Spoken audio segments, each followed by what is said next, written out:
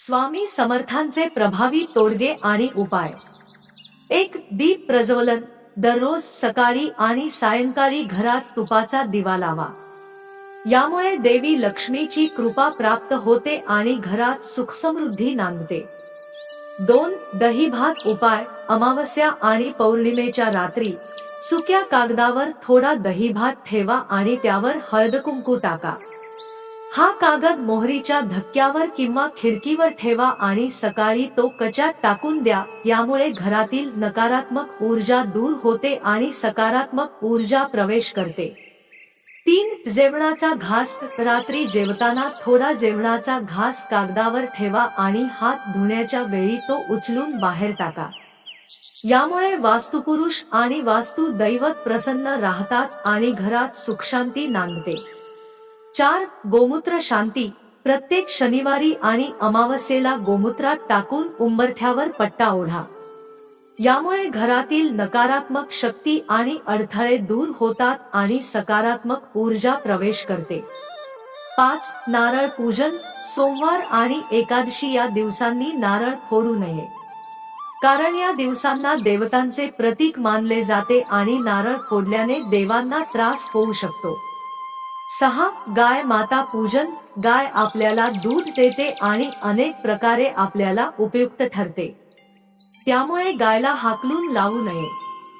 गायला अन्न आणि गूळ द्यावे। यामुळे आपले पाप दूर होते आणि सुखसमृद्धी प्राप्त होते। 7. प्राणी मात्र पूजन। घरातील कुत्रे आणि इतर प्राण्यांना नियमितपणे जेवण द्यावे। यामुळे पंचमहायज्ञ केल्याचे पुण्य प्राप्त होते आणि घरात सुखशांती नांदते। 8. पाणी दान। पाणी मागणाऱ्याला पाणी द्यावे। उन्हाळ्यात तहानलेल्या प्राण्यांना पाणी देणे हे महापुण्य आहे। 9. गरजूंना मदत। रस्त्यावरील वृद्ध, गंधर्व, अपंग, आजारी व्यक्तीला मदत करावी। यासारखे पुण्य कमावण्याची संधी क्वचितच मिळते। 10. झाडाची काळजी। 10 महिन्यांनी झाडाची काळजी घ्यावी। झाडाला पाणी द्यावे आणि त्याला स्वच्छ ठेवावे। 11. मीठ दान। सायंकाळी घरातून मीठ, पैसे आणि झाडू देऊ नये, कारण या वस्तू लक्ष्मीचे प्रतीक मानल्या जातात आणि सायंकाळी लक्ष्मी घरात येते असे मानले जाते। 12. दूध आणि दुग्धजन्य पदार्थ दान। सायंकाळी घरातून दूध आणि दुग्धजन्य पदार्थ देऊ नये, कारण गाय लक्ष्मीचे प्रतीक मानले जाते आणि दूध हे गायीचे उत्पादन आहे। 13. देवघराची रचना। देवघरात विनाकारस स्थापना ठेवू नये। देवघरात डावीकडे कलश, त्यावर नारळ आणि शेंडी ठेवावी आणि उजवीकडे दीपक ठेवावा। स्वामी समर्थांचे उपाय आणि तोडगे। 14. कामावर जाताना कामाचा बबरा करू नये, अन्यथा कामात विचलित व्हाल। उपाशीपोटी कामावर जाऊ नये। काहीतरी खाऊनच बाहेर पडा। 15. उत्साही राहण्यासाठी एखाद्या दिवशी कामावर जाण्याची इच्छा नसेल तर सकाळी अंघोळीनंतर ओम चैतन्य गोरक्षनाथाय नमः हा मंत्र 20 मिनिटे म्हणा। 16. पती पत्नीतील प्रेम वाढवण्यासाठी एखाद्या बहिणीला तिचा पती त्रास देत असेल तर तिने तुळशीला पाणी घातल्याशिवाय भोजन करण्याचा संकल्प करावा। 17. देवीची कृपा प्राप्त करण्यासाठी देवीच्या 3.5 पीठाचे दर्शन घेऊन देवीचा अभिषेक करावा आणि खणा नारळाने देवीची ओटी भरावी। तुळजापूरची तुळजाभवानी, कोल्हापूरची महालक्ष्मी आणि जवळची सप्तशृंगी ही देवीची 3.5 पीठे आहेत। 18. घरातील नकारात्मक ऊर्जा दूर करण्यासाठी पाण्यात थोडेसे मीठ टाकून फरशी पुसावी।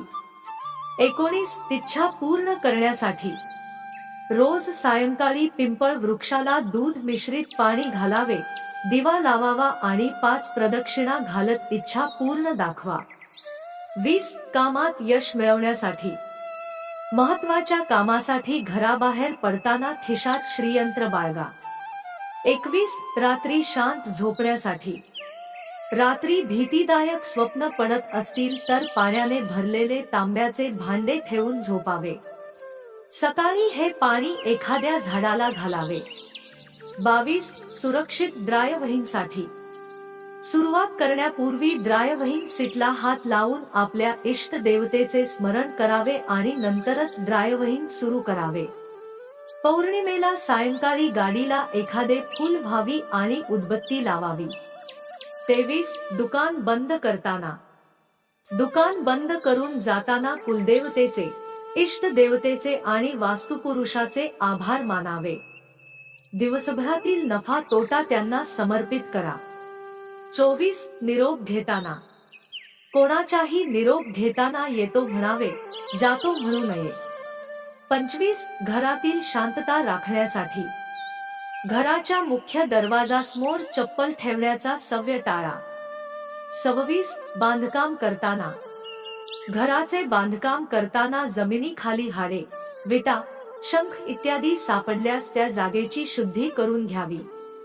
27 देवी देवतांचे दर्शन दरवर्षी आपल्या कुलदेवतेचे आणि इष्ट देवतेचे सहपरिवार दर्शन घ्यावे. घरात शुभकार्य संपन्न झाल्यानंतरही दर्शन घ्यावे. 28 आत्मबल वाढवण्यासाठी कुलदेवतेची नित्य उपासना करावी. नामस्मरणाने आत्मबल वाढते आणि संकटांचा सामना करण्याचे धैर्य अंगी येते. मित्रांनो, व्हिडिओ आवडली असेल तर चॅनलला सबस्क्राईब करा आणि व्हिडिओला लाईक करा आणि कॉमेंट मध्ये श्री स्वामी समर्थ महाराज नक्की लिहा.